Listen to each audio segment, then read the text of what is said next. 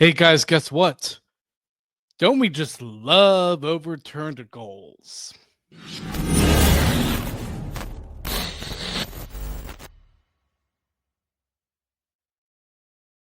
All right, we're back with another episode. And yes, it is just me, Sam Wallace, again for this episode. Don't worry, Sam Driscoll will be back for the next episode. He is gone this week. He is actually up in Minnesota. And for those of you who don't know, yes, I am recording most of this episode before the Minnesota game. And obviously, Sam, yes, he is going to be at the Minnesota game. So let's give him all of our wishes and good lucks that possibly he might be there to help the Canes win, because we know the Hurricanes, they a little bit struggled against Winnipeg, obviously. But again, we'll get to the game. First things first, obviously, we have a great deal with SeatGeek. You get $20 off of your first purchase when you use promo code Caniac Reports. All one word. It's a great deal if you ever are trying to save some costs on tickets, whether it's to a hockey game or whether it's to whatever. So, another thing, too, is that if you are watching us on YouTube, remember to hit that like button, subscribe, leave a comment, and also hit that notification bell so you never miss another episode. And if you're just listening to us from wherever you're getting your podcasts, remember to uh, leave a rating, a review, and again, we thank you for those who have already done that, regardless if it's been ticket giveaways that we've done in the past or not. Again, we really thank you for just following us in general, whether you watch us or listen to us. All up to you, right? So, yeah. And another thing, too, is we also have a link for donations. So if you feel like you want to donate to us, there's a link to that in both our YouTube description and in our traditional podcast side of things. So that's kind of it for podcast stuff as usual. And if you're listening to us for the first time, just letting you know, kind of a run of the mill episode is us talking about the podcast first, and then we get into some league news, and then we eventually talk about the Hurricanes. And if it's during the season, obviously we recap or try to recap all the games. And in the off season, we might get a little bit more creative and talk about topics related to the Hurricanes. So first things first, a big suspension happened in this league. Now, we Sam and I, we don't really talk a lot about suspensions, but because of how big this was, and yes, I did see the hit. Uh, I I think it deserved to be talked about in this episode, as Ryan Hartman, as he was taking a face off against Tim Stutzla against Ottawa. Obviously, he had the intention of bringing Stutzla down to the ice by using his hand to just bring him down on the ice in a very bad decision. I didn't like it. I really did not. The 10 games did, I will say, a little bit surprised by the 10-game suspension is because of the length. We know most of these suspensions that have happened in the NHL usually last around 2 to 3 games, but 10 games is pretty, I mean, it's pretty big. And obviously, Ryan Hartman has appealed with the NHLPA, the Players Association, for those of you who don't know, uh, because the thing is that if you don't play games, you do lose money. So I understand him wanting to appeal. We've seen lots of players appeal before in the past, whether it's just for 2 or 3 games. Now, sometimes they, in the process, obviously, they go to Gary Bettman, and Bettman can decline it or uphold it, whatever it does. 10 games is a lot. I wouldn't be surprised if they mitigated that to maybe 5 games, but because of how egregious that play was, it's pretty bad. And now apparently Hartman hasn't really have a good season against Minnesota. So maybe that kind of is involved, but still, regardless, you can't make a play like that. Honestly, if that happened against the Hurricanes, like if he had pushed Jordan Stahl or Sebastian Aho down to the ice like that, then yeah, that's unwarranted. And I'd say the same thing if one of our players did that and was the aggressor in that mix. So Hartman getting 10-game suspension, that's quite big. It really is. It's one of the biggest suspensions I've seen in the NHL. And another thing too is we talked about this trade in the previous episodes, so I'm not going to talk about the trade again. But Vancouver extends Marcus Pettersson, newly acquired player, because again they got him from Pittsburgh, and there were talks of him extending at the time of me recording the last episode. They finally did it. 6 years, $5.5 million contract. I actually really like that contract for Vancouver. You can tell I think they are trying to go for it. It's interesting because I thought that they kind of weren't when they got a first round pick, but then they flipped that for Marcus Pettersson. So obviously they are going for it. And honestly, I would say probably a little bit doesn't surprise me considering they do have Jim Rutherford, who was a former Hurricane. We know Rutherford doesn't like going through rebuilds. He really doesn't. Part of the reason why he jumped ship. But regardless, I think Rutherford is mostly a very good general manager. I think he makes good trades, but Rutherford, he just doesn't like going through rebuilds, and he's not going to go through them with Vancouver. So we'll see how Vancouver does.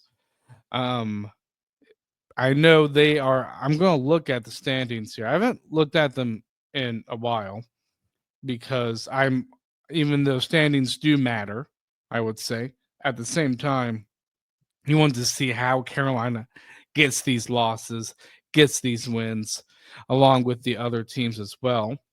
But Vancouver, yeah, they are battling for a playoff spot. So they're obviously tied with Calgary for that last wild card position as we're recording. So it's definitely going to be interesting.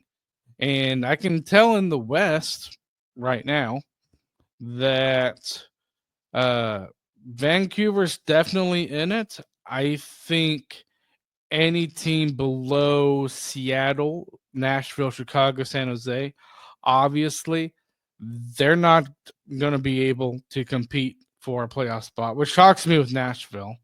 And just to give you guys a quick heads up of what's going on in the Eastern Conference, you have Detroit and Tampa, obviously upholding the first and second wild card spot.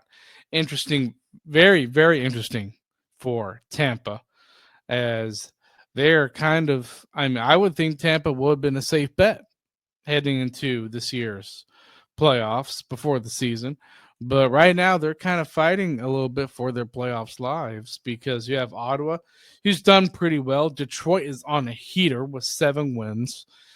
Obviously, Tampa is holding the second wild card spot. And then you have Boston right below them. Then you have Columbus, Islanders, Rangers, Montreal, Pittsburgh, Philadelphia. All of those teams are still in it. So I'm happy the Hurricanes are not a part of that and are well above in the standings in second place.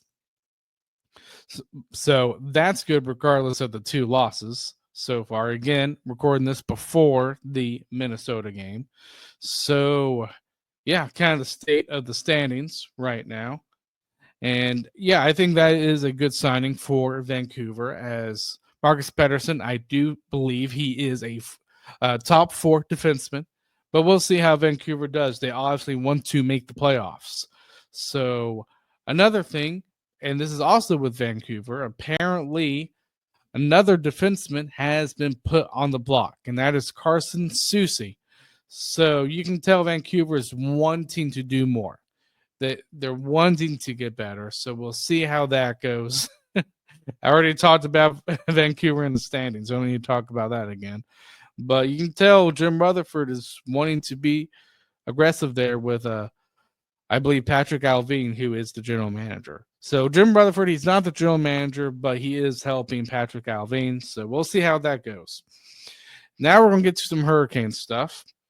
And one thing I want to bring up, because I thought it was pretty cool to see, is a few of the Hurricane players. I believe Jordan Stahl, Jordan Martinook, and Mikko Rantanen that I saw.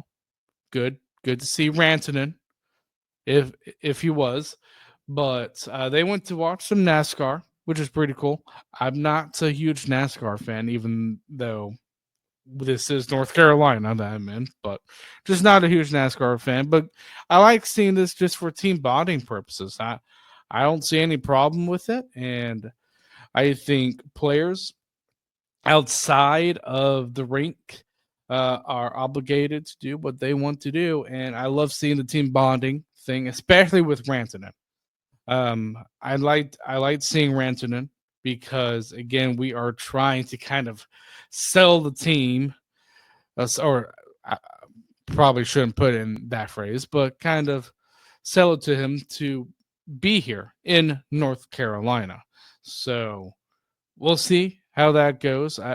With Mikko Rantanen right now, obviously it's 5 games, and I would argue within these 5 games, I mean, the team has battled illness.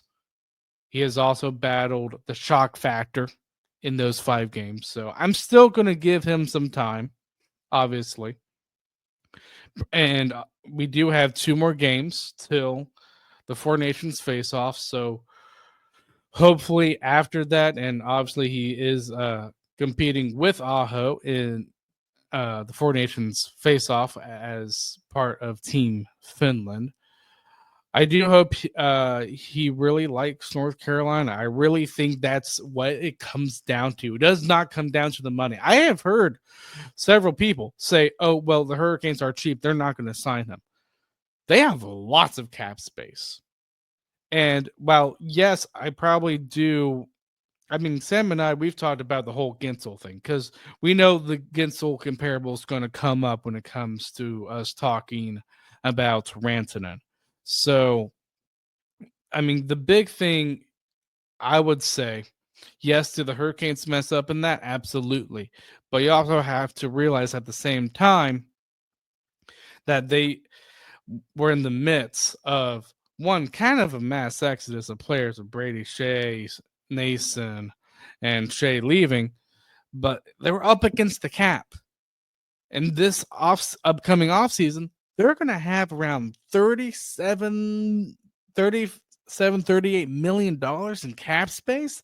They can do this. This is not a money problem. It's whether he wants to stay. So I get a little bit frustrated when I hear people who, mostly people that don't even, I would say, watch the Hurricanes, are saying that, oh, he's not going to resign because the reason, and to me, it's the reason why, which baffles me, is because the Hurricanes are cheap. Yes, they were playing cheapness with Gensel, but I don't think they are with Rantanen, especially with the news being reported from Friedman in his most recent episode. He did talk about Carolina possibly, and again, this was his opinion, but Carolina possibly giving him more than the total of $98 million because we know 14 times 7 years is around 98 million. So if Carolina does give him more than $98 million, that ain't bad. And not only that, too, and I'm not saying Rantanen's going to accept it, but the Hurricanes could do what they did with Jarvis. Defer money in order to lower the AAV. So, I mean, I know Edmonton tried it with Leon Draisaitl and his $14 million extension, but it didn't work. So that's why there's no guarantee with that type of contract that obviously Carolina did with Seth Jarvis. So something to keep an eye on, obviously. I do hope Rantanen signs. I would say right now at game 5, I'm probably leaning toward he might not stay, but I do truly think it is 50-50. You never know. It could change tomorrow. And the reason why I say that is because it's kind of like what Friedman says, anything can change with picking up the phone. It can. So I hope he stays. I just don't know if he is. I don't think this is a money thing. It's about him wanting to stay. So another thing too is something big kind of happened with one of our top prospects in Scott Morrow being called up. And when I saw that, I was a little bit happy. Now, it was a little bit mysterious, I thought, when we brought Scott Morrow up, considering that we kind of already had a full roster. Now, I knew the Hurricanes were battling an illness, so I was also speculating that too. But at the same time, it was an interesting move. And I think the new was funny with how this unveiled is that Scott Morrow being called up was first brought up from the attention of reporters, not by the Hurricanes media. So eventually, the Hurricanes media did announce the call up, and Scott Morrow, he played. I thought he played decent against Winnipeg. I mean, did he play a lot of time? No, he only got around 10 minutes of ice time, but that's fine. I know this is probably like his third NHL game, but from what I saw, I thought there was definitely some improvements in his game, especially his skating ability. So, Morrow, I think he can have a bright future here with the Hurricanes. Obviously, Sam and I have our opinions on who he could replace, but I'm happy Morrow is getting a real chance because here's the thing. When you get called up at the very end of a season, you're the main intentionality that I think happens is so that your star players don't get hurt toward the very end of the season because you know you're making the playoffs. You already made it. So bringing up a player like Scott Morrow around like the 50 game mark, to me, the intentionality is completely different than bringing him up around the 78, 80 game mark because you're actually trying him on the ice. And I love that. So, again, decent. But again, I'll recap the Winnipeg game here shortly. And obviously, when he played, they scratched Yaska. I think he is an NHL player. And I don't think this was a way of being like, oh, he's not playing good. It's just they want to see what Morrow can do. He's been playing excellent in the AHL.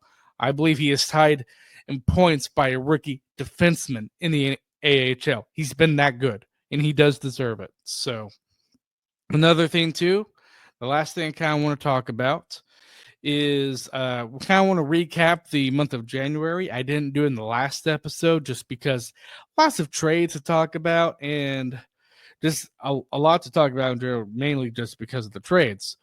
But I remember going into the month of January. I remember doing that episode alone, obviously, but I remember saying that this Hurricanes team needs to go on a winning streak, and they kind of did. They went on a 4-game winning streak, which is good. I think they have really solidified being in the top 3. I think the biggest question, I think pretty much Washington has first place locked down, but still the question is Carolina going to be in position number 2 or 3 in the Metro Division? It's going to be fun.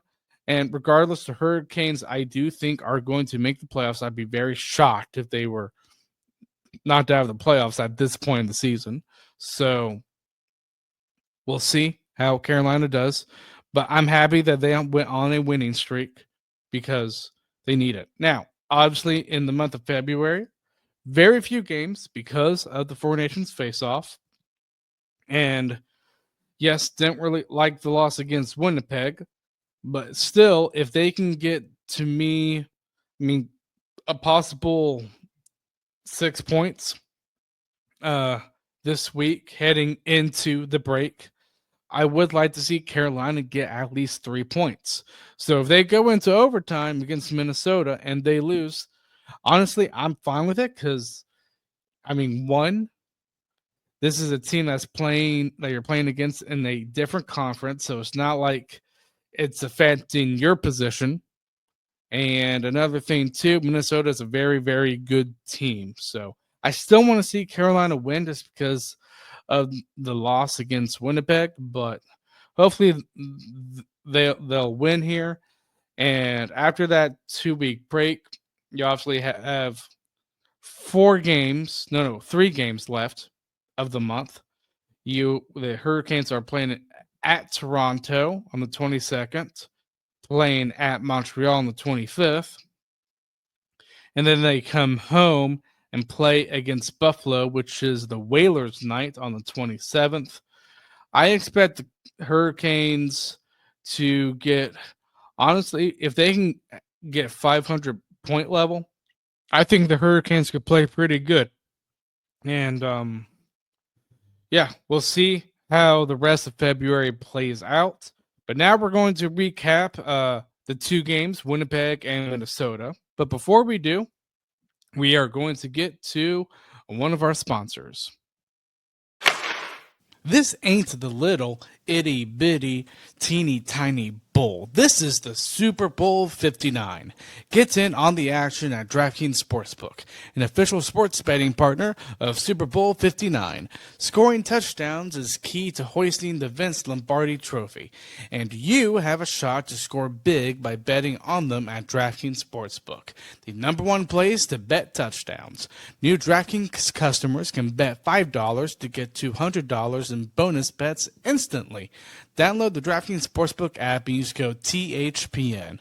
That's code THPN for new customers to get $200 in bonus bets instantly when you bet just $5. Only on DraftKings Sportsbook, the crown is yours. Gambling problem? Call 1-800-GAMBLER. In New York, call 877-8-HOPE-NY or text HOPE-NY 467-369. In Connecticut, help is available for problem gambling. Call 888-8-789-7777 or visit ccpg.org. Please play responsibly. On behalf of Boot Hill Casino and Resort in Kansas, 21 plus age and eligibility varies by jurisdiction. Void in Ontario. New customers only. Bonus bets expire 168 hours after issuance. For additional terms and responsible gaming resources, see dkng.co/audio.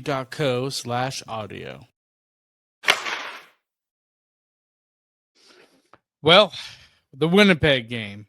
Who's excited to recap this game? For those of you who can't tell, I'm using my sarcastic voice because this was a very frustrating, very frustrating game. So, first period, Canes score, don't they? No, they don't, because this is one of many overturned goals in this game. The Hurricanes were on the power play.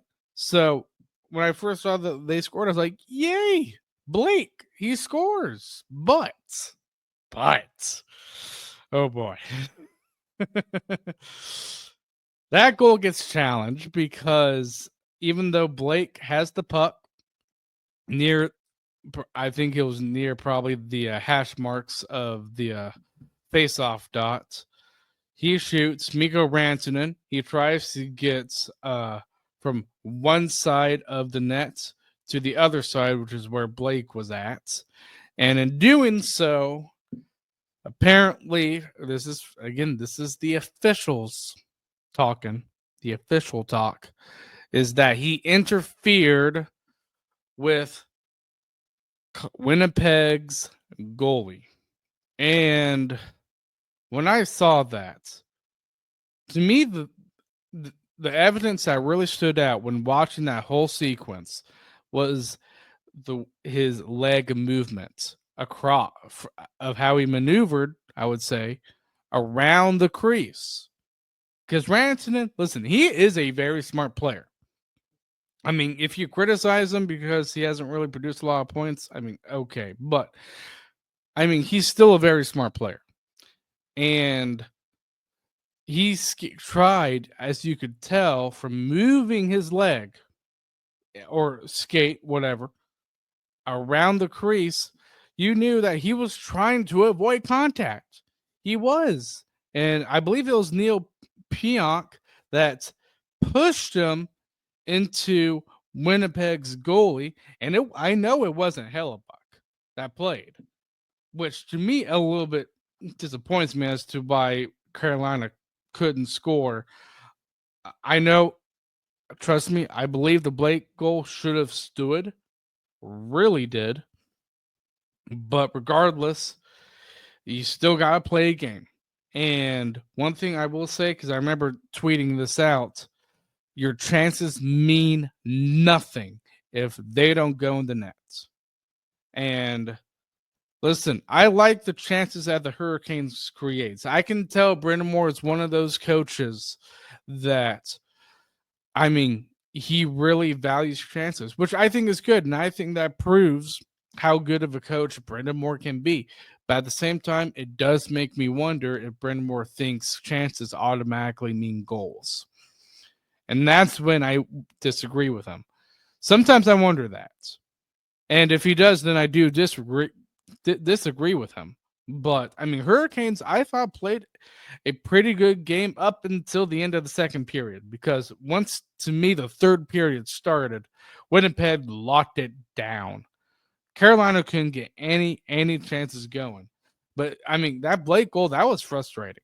Because it was obviously Pionk that impeded Rantanen to going into the goalie. And even though he impeded him, it really wasn't much. And what was really frustrating is that I hardly saw any contact with Comrie. And I understand this whole goalie interference thing. I mean, obviously we've talked about this before. And I've always held the stance that this isn't an official problem. It is a rule book problem. It is how it is written in the rule book that I hate. And because of that, the refs have to kind of draw a line because of the ambiguity that it is in the rule book. And I understand them trying to draw a line, but I feel like they draw a line in the sand too hard, that they're taking the spirit out of it. Because obviously in the NHL this season, specifically when it comes to these officials on goalie interference, even if you're inside the crease, they're going to call interference on you. And to me, that's a bit of a problem because of the fact that if you're inside the crease and you don't impede the goalie, it's somehow called goal interference. I don't get it. I really don't. So that really did frustrate me. But regardless, we couldn't able to have that goal sustained. It gets overturned, and then on the power play, I'm telling you, Winnipeg, they are dangerous on the power play. It's former Hurricane and Nino Niederreiter scoring on the power play. And obviously you have Kochetkov playing in this game. Honestly, when you look at all three of these goals, I don't really blame Kochetkov. And I would say for any game that you get shut out to, there's only so much blame I can put on a goalie when your team doesn't score.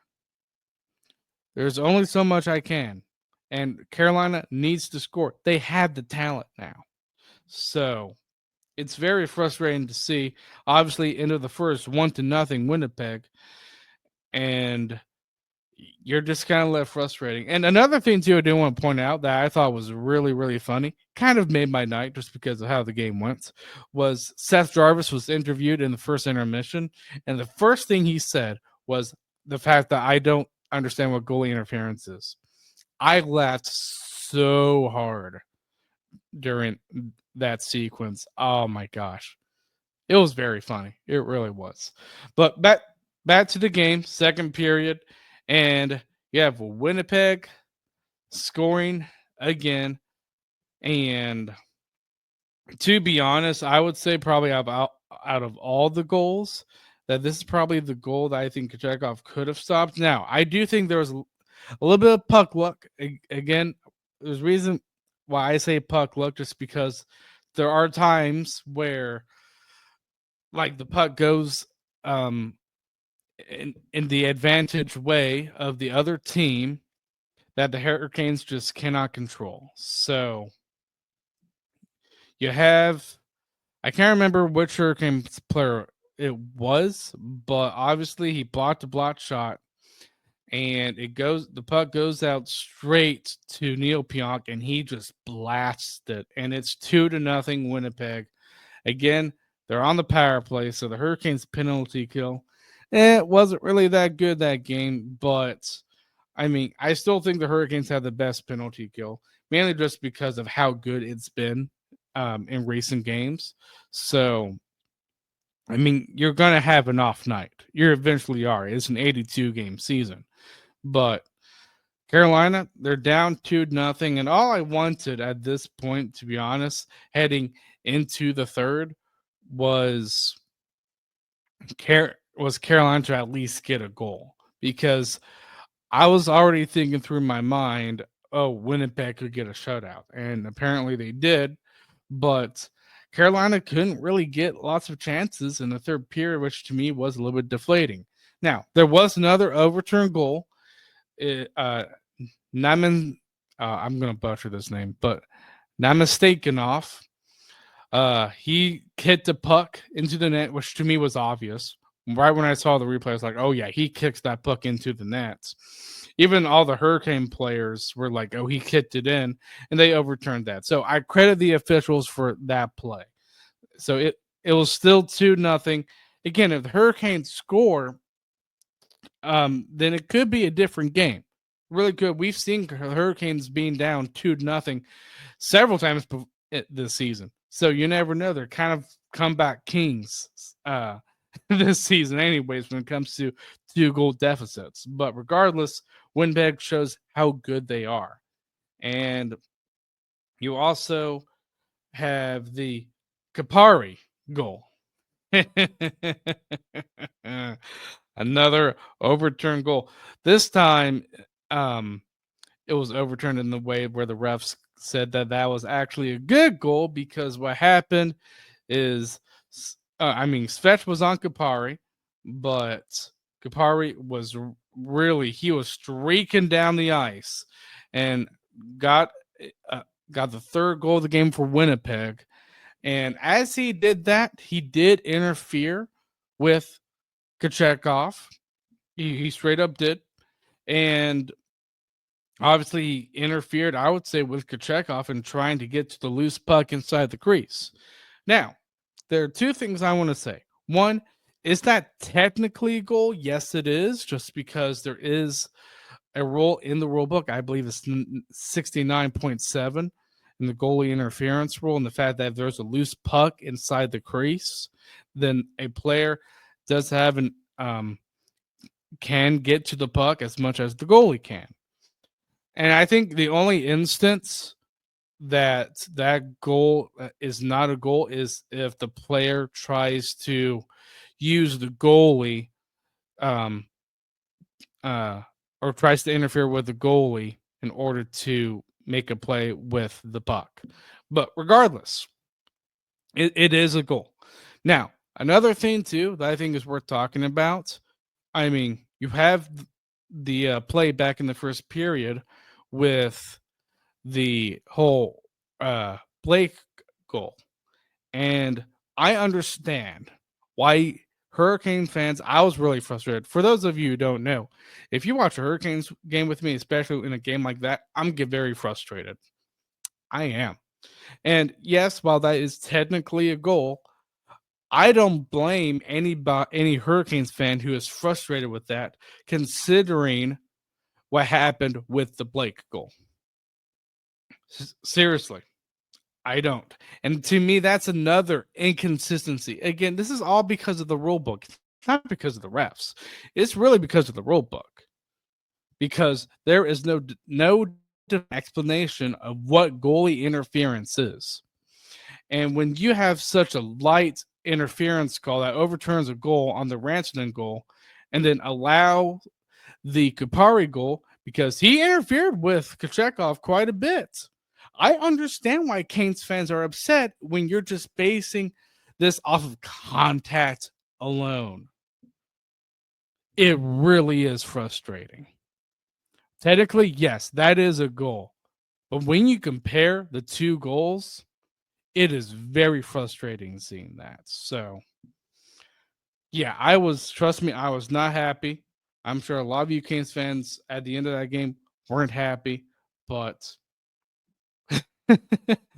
Winnipeg wins 3-0.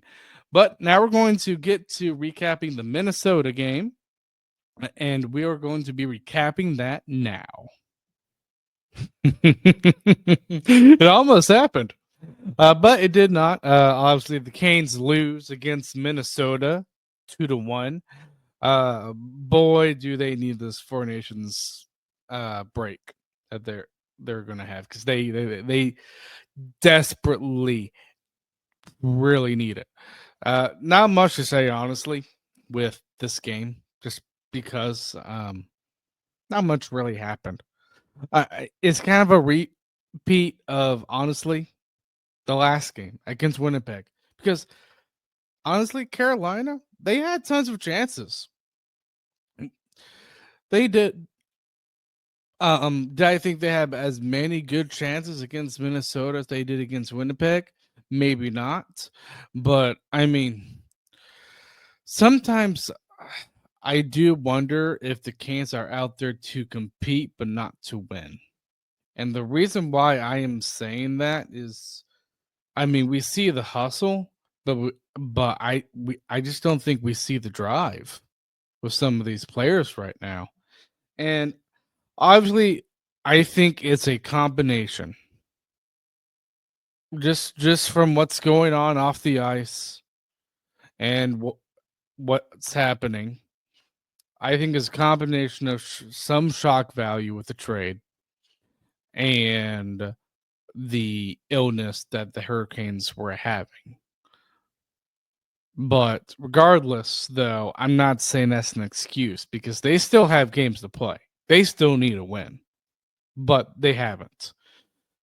And again, we can talk about goaltending all day long. The Hurricanes' offense is not going. It really is not. And I mean, thankfully, you have Aho scoring. Thankfully. Thank you. And thank you on that great pass, Jarvis, to Aho. Granted, Aho kind of had to set up a shot there for a second, but good thing that Aho was able to get the shot off and score. So I guess I'm happy that they actually scored, but even then, you have an offense like that, you should be scoring a lot more. This is the 6th game now with Ranson and Hall. It's really frustrating. And I know there have been questions surrounding Rod Brind'Amour, and I think the big test for Brind'Amour isn't right now. I think the big test is going to be in the playoffs, because if the Hurricanes get eliminated in the playoffs, and if it is because of the lack of goal scoring, I think we're going to see a lot more fans turning on Rod Brind'Amour, because they're like, you couldn't do it with Jake Gensel. You couldn't do it with Mikko Rantanen and Taylor Hall. What else do you need? It's just an honest question. What else do you need? But I mean, to me, this isn't really the game of, oh, Brind'Amour needs to go. I think a game like this raises questions, but I just think the way the Hurricanes are positioned, especially in the standings, really makes me think the real test, and I think the majority of Canes fans will see, is how the Canes do in the playoffs. But it's a frustrating game. It is. It raises lots of questions. And I mean, you have the 2 goals. I mean, the second goal, which was honestly a little bit of a weird goal, considering that We heard the whistle.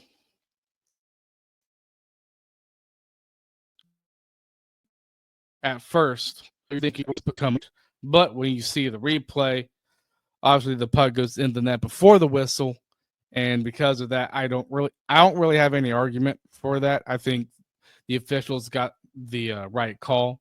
It is a goal. Should Anderson have stopped it?